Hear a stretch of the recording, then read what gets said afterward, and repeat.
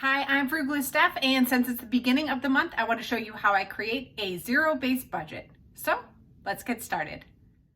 The first thing I want to mention about a zero-based budget, because I recently learned this, is that it does not have to equal zero balance. You're just taking your income and subtracting your outgo, and that should equal zero each month. But your checking account does not need to equal zero. Here I'm using the EveryDollar app, and since March has 5 weeks, we're going to do 5 paychecks for the average American household, $1,100 a week. So let's get started and track our expenses. So we'll budget $200 for charity. If you have any birthdays coming up, we could budget $75 for gifts. Depending on what baby step you're in, you may want to set aside some money for an emergency fund. In this case, we're going to set aside $250. That's $50 a week going straight into our emergency fund. Next, we're going to budget 15% of our take-home pay for a Roth IRA, and that's going to equal $825. Now we have our mortgage payment. I like a nice even number, so let's make it $1,600. Moving on to internet, we'll say that's $50. Since it's still the winter, we're going to call gas $75. Now we'll put $100 toward electricity, another $105 toward our phone. I'm going to skip over the principal only category to see how much money we have left over at the end and see how much we have left to put on the principal of our mortgage. Being a homeowner means you always need some money set aside, so let's put $75 in the home improvement category. Moving on to fuel, think about how much you'll be driving this month, and I'll budget $300.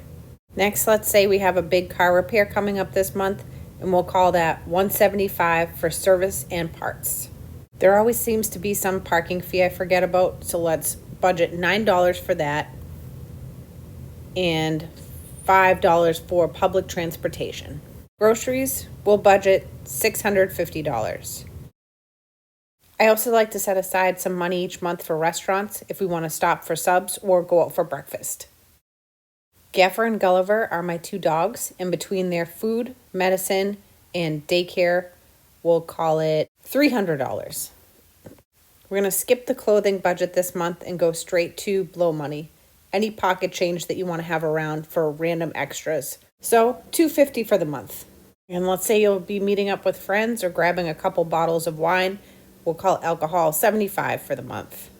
We can throw in a haircut for $40 and skip over doctor and move to beauty products in case you need new face wash, moisturizers. We'll say $50 for that. I like to make a budget of miscellaneous household items like toilet paper, counter cleaner. We're going to skip over vacation because that's not a priority this month, but my husband does like to do woodworking projects, so we'll budget $40 for that. And if you have people dependent on your income, you can budget for life insurance as well. Lastly, we have a debt category.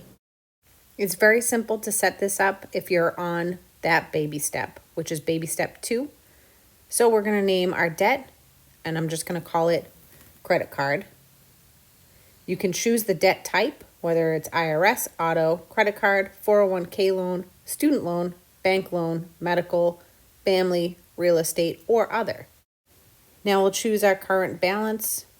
We'll call it $2,500 with a minimum payment of $25.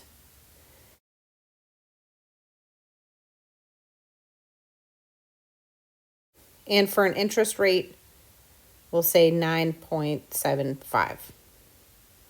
Now, once we save that, it's going to highlight that we need to put $25 toward our credit card to stay on track. But keep in mind that if you're having trouble making ends meet, you want to make sure your 4 walls are taken care of first: food, shelter, transportation, and utilities. But since we do have a little extra in our budget, let's up our charitable giving, and we can put extra on our mortgage principal. I absolutely love budgeting every month because it's a opportunity for me to tell our money where to go instead of wondering where it went.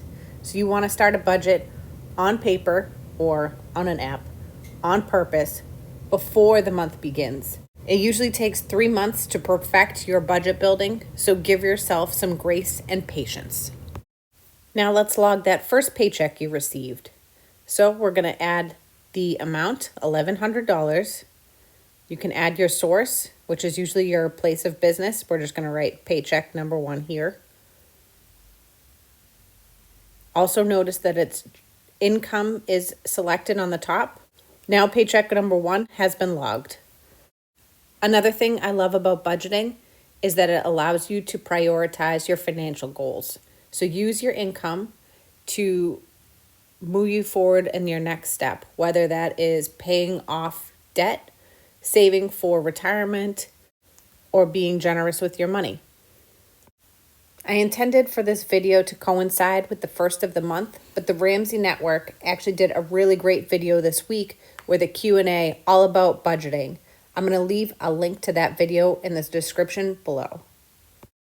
Lastly, let's log one transaction so you can see how even if you spend your money in one place, you can split it between different categories. So we're going to use Walmart for an example and say that I spent $37.50. I'm going to choose gifts because I got a card. I will also choose Gaffer and Gulliver because I got some treats, and miscellaneous household because I picked up some cleaning products. So now I have 3 categories I can split between. Gifts, the card was $5.35. The dog treats for the dogs was $13.27. And the cleaning products were $18.88.